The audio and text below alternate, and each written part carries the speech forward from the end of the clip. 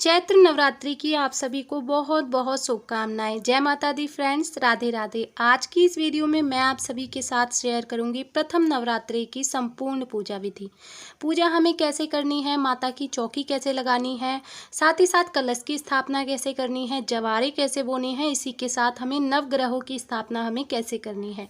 तो सारी जानकारी आपको इस वीडियो में मिल जाएगी, तो वीडियो को आप सभी पूरा ज़रूर देख लीजिएगा। तो चलिए हम वीडियो को शुरू कर लेते हैं। वीडियो शुरू करने से पहले आपसे रिक्वेस्ट है, अगर वीडियो थोड़ी सी भी हेल्पफुल लगे तो वीडियो को लाइक कीजिएगा, चैनल को सब्सक्राइब कर लीजिएगा और बेल आइकन को भी प्रेस कर दीजिएगा ताकि आने वाली वीडियोस की नोटिफिकेशन आपको मिलते रहे। तो चलिए अब हम पूजा विधि देख लेते हैं। तो देखिए, सबसे पहले हमें इस तरह से एक चौकी लगा लेनी है। चौकी पर हम लाल या पीले रंग का आसन बिछा लेंगे। तो इस तरह से मैंने ये लाल रंग का आसन लिया है, इसे हम चौकी पर बिछा लेंगे। उसके बाद में चावलों का आसन देते हुए हम माँ दुर्गा की कोई भी फोटो या मूर्ति को विराजमान करेंगे। आपके पास में माँ दुर्गा का जो भी स्वरूप हो, आप उस स्वरूप को विराजमान कर सकते हैं। हमने माँ दुर्गा की फोटो को विराजमान कर दिया है। अब हम यहाँ पर जवारे बोएंगे। तो जवारे बोने के लिए देखिए, इस तरह से मैंने मिट्टी का खुंडा ले लिया है। उसके बाद में जो जवारे थे उन्हें मैंने रात में ही भिगो करके रख दिया था। इससे जवारे अच्छे से फूल जाते हैं और जल्दी अंकुरित हो जाते हैं। तो आप इस तरह से जवारे बोएंगे तो आपके जवारे बहुत जल्दी अंकुरित होकर निकलेंगे। अब देखिए, मिट्टी को मैंने थोड़ा सा गीला कर लिया था। इसके बाद में मैं सभी जवारों को ऊपर से डाल दूंगी। और ऊपर से अभी मैंने पानी नहीं डाला है, क्योंकि एक दिन के बाद ही मैं इसमें पानी डालती हूँ। और अभी मैंने मिट्टी को गीला कर लिया था, तो इसीलिए अभी इसमें पानी की ज़रूरत नहीं है। आप चाहें तो इस पर हल्की हल्की सी ऊपर से थोड़ी थोड़ी मिट्टी भी डाल सकते हैं। और अब इसके बाद देखिए, अब हम कलश की स्थापना करेंगे। तो यहाँ पर आप चाहें तो मिट्टी का कलश भी ले सकते हैं या फिर तांबे या पीतल का कलश ले सकते हैं। कलश की कंठ पर मौली बांध लीजिएगा। उसके बाद में अब हम कलश को शुद्ध जल से भर लेंगे। तो शुद्ध जल से हम कलश को कंठ तक भर लेंगे। इसके बाद में हम इसमें कुछ चीज़ें डालेंगे। तो देखिए, पहले मैं यहाँ पर इसमें सुपारी डाल रही हूँ। उसके बाद में एक हल्दी की गांठ डाल रही हूँ। उसके बाद में एक इलायची ली है, एक लौंग ली है। इसी के साथ एक हम सिक्का डालेंगे। आप चाहें तो चांदी का सिक्का भी डाल सकते हैं। इसके बाद में हम पुष्प लेंगे और पांचों चीज़ों को डालने के बाद में हम इस पर स्वास्तिक बनाएंगे। तो रोली से हम स्वास्तिक बना लेंगे। उसके बाद में हमें पंच पल्लव लेने हैं। तो पंच पल्लव आप चाहें तो आम के पत्ते भी ले सकते हैं या अशोक के पत्ते भी आप ले सकते हैं। उसके बाद हल्दी रोली से हम इन्हें टीक लेंगे अच्छे से। और रोली का प्रयोग आप माता रानी की पूजा में ज़रूर करें, क्योंकि नवरात्रों में रोली का विशेष महत्व होता है। तो देखिए, इस तरह से हमने पंच पल्लव को टीक करके और कलश पर लगा दिया है। उसके बाद में मैंने पूर्ण पात्र के लिए यहाँ पर चावलों से भरा एक पात्र रखा है कलश के ऊपर। अब हम इस कलश को जवारों के ऊपर रख देंगे। आप चाहें तो अलग से चावल की ढेरी लगाकर भी कलश की स्थापना कर सकते हैं। अब देखिए, यहाँ पर हमें श्रीफल चाहिए होगा। श्रीफल को हम रोली से तिलक कर लेंगे। इसके बाद हम इस पर चुन्नी लपेट देंगे। तो आप चाहें तो चुंदरी लपेट सकते हैं या लाल रंग का कोई कपड़ा भी ले सकते हैं। और अगर इनमें से आपके पास कुछ भी नहीं है तो आप खाली कलावा भी लपेट सकते हैं, क्योंकि खाली नारियल को कभी भी नहीं रखा जाता है। तो देखिए, इस तरह से मैंने चुन्नी लपेट दी है और इसके ऊपर से ये हिले ना, इसलिए मैं इस पर मौली लगा रही हूँ। और इस तरह से देखिए, नारियल का जो मुख है वो अपनी तरफ रखते हुए हम कलश के ऊपर नारियल को रख देंगे। तो इस तरह से हमारे कलश की स्थापना हो जाती है। अब इसके बाद में देखिए, थोड़े से चावलों का आसन देते हुए हम भगवान गणेश को विराजमान करेंगे। तो आप भगवान गणेश की कोई मूर्ति भी विराजमान कर सकते हैं। मूर्ति नहीं है तो आप सुपारी के रूप में भी भगवान गणेश को विराजमान कर सकते हैं। अब हम नवग्रह की स्थापना करेंगे। तो देखिए, 9 जगह पर हम चावल की ढेरी लगा लेंगे। इसके बाद में हम सभी ढेरियों के ऊपर एक एक सुपारी रखेंगे। अगर आप बिना चावल की ढेरी लगाए स्थापना करना चाहते हैं तो आप खाली सुपारी से भी स्थापना कर सकते हैं नवग्रह की। इसके बाद हम जल की छींटे लगाकर चौकी की शुद्धिकरण करेंगे। उसके बाद में मैं यहाँ पर घी का दीप प्रज्वलित कर रही हूँ। अब देखिए, अगर आप यहाँ पर अखंड ज्योति जलाना चाहते हैं तो आप बड़ा दिया लीजिएगा। अखंड ज्योति के लिए बड़ा दिया लिया जाता है। इसी के साथ में आप कलावे की 1.25 हाथ की बाती ले लीजिएगा। ये आपको मार्केट में भी इजीली मिल जाएगी या आप घर पे भी बना सकते हो। अब देखिए, अगर आप घी से अखंड ज्योत जला रहे हैं तो आप माता रानी के सीधे हाथ की तरफ, यानी कि जहाँ पर शेर का मुख है उस तरफ आप अखंड ज्योत को प्रज्वलित कीजिएगा।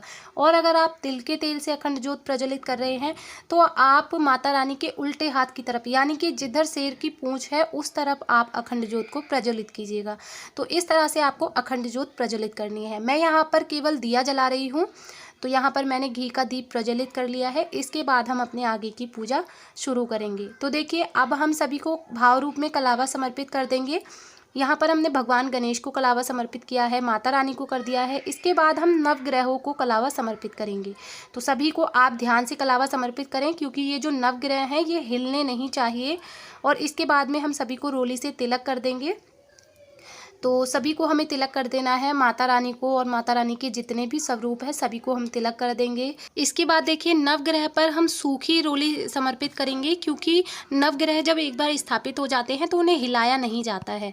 या फिर आप इस तरह से तिलक लेकर के और रोली की छींटे भी लगा सकते हैं। इसी के साथ हमें दिए को भी तिलक करना है। और इसके बाद में देखिए हम भगवान गणेश को दुर्वा समर्पित करेंगे और इसके बाद हम पुष्प समर्पित कर देंगे। तो अगर आपको लाल रंग के पुष्प मिल जाते हैं तो आप माता रानी को ज़रूर समर्पित करें, और नहीं तो आपको जो भी पुष्प मिल जाए आप वो समर्पित कर सकते हैं।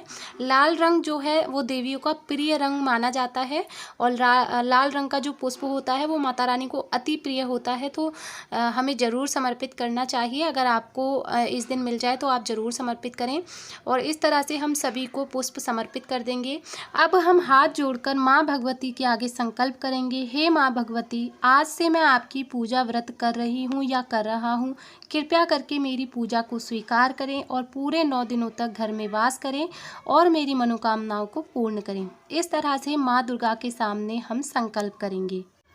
अब इसके बाद हमें माता रानी को लाल रंग की चुंदरी अर्पित करनी है। इसी के साथ हम माता रानी को सुहाग की सामग्री अर्पित करेंगे। तो आपसे जितनी भी सुहाग की सामग्री बन सके आप माता रानी को जरूर अर्पित करें। सुहाग की सामग्री माता रानी के लिए विशेष मानी जाती है। इसके बाद में हम भोग समर्पित करेंगे। तो भोग में मैंने पतासे, 2 लौंग और 2 इलायची रखकर हम माता रानी को भोग समर्पित करेंगे। माता रानी को पतासे का भोग नवरात्रों में विशेष रूप से लगाया जाता है। आप इसी के साथ में मिश्री का भोग भी लगा सकते हैं। इसी के साथ में मैंने पंचमेवा समर्पित कर दी है। इसी के साथ 1 लोटा जल समर्पित कर देंगे। और उसके बाद हमें दक्षिणा समर्पित करनी है। तो आप अपनी सामर्थ्य के अनुसार दक्षिणा समर्पित कर दीजिएगा। पूरे 9 दिन में हमें एक बार ही दक्षिणा समर्पित करनी है, तो आप कभी भी कर दीजिएगा। इसके बाद अब देखिए हम छोटा सा हवन करेंगे। तो हवन में ही हम माता रानी को भोग समर्पित करेंगे। और देखिए इस तरह से मैंने गाय के उपले को जला लिया है, और उसके बाद में मैंने 2 लौंग के जोड़े लिए हैं और उनको घी में डिप करके माता रानी को भोग लगाएंगे। उसके बाद जो भी माता रानी को आपने भोग चढ़ाया है उसमें से आप थोड़ा थोड़ा लेकर अग्नि में माता रानी को भोग लगा दें। कहा जाता है कि अग्नि में लगाया गया भोग माता रानी को सीधे माता रानी तक पहुंचता है। उसके बाद हमें आरती करनी है। तो पहले भगवान गणेश की आरती करेंगे, फिर माँ दुर्गा की आरती कर लेंगे। फिर हम हाथ में थोड़ा सा जल लेकर इस तरह से आचमनी कर लेंगे और आरती को ठंडा कर लेंगे। इसके बाद में देखिए हाथ जोड़कर माता रानी से पूजा में रही कमियों के लिए क्षमा याचना करेंगे और अपनी मनोकामना पूर्ण करने के लिए प्रार्थना करेंगे। फ्रेंड्स, इस तरह से बहुत ही सरल विधि के साथ में हमें नवरात्रि की प्रथम दिवस की पूजा करनी होती है। फ्रेंड्स, अगर आपके पास में इतना समय नहीं है कि आप कलश की स्थापना करें या नवग्रह की स्थापना करें, तो फिर सरल विधि के साथ में बिना कलश की स्थापना किए, बिना जवारे बोए और बिना नवग्रह की स्थापना किए हम पूजा कैसे कर सकते हैं, माता रानी के नवरात्रों की सरल पूजा विधि हमें कैसे करनी है, इसका वीडियो भी चैनल पर अपलोडेड है। आप चाहें तो वहां से देख सकते हैं। आशा करती हूँ आज का वीडियो आप सभी को अच्छा लगा होगा। वीडियो थोड़ा सा भी अच्छा लगा हो तो वीडियो को लाइक कर दीजिएगा, चैनल को सब्सक्राइब करिएगा। मिलती हूँ अगले वीडियो में, तब तक के लिए आप सभी को जय माता दी, राधे राधे।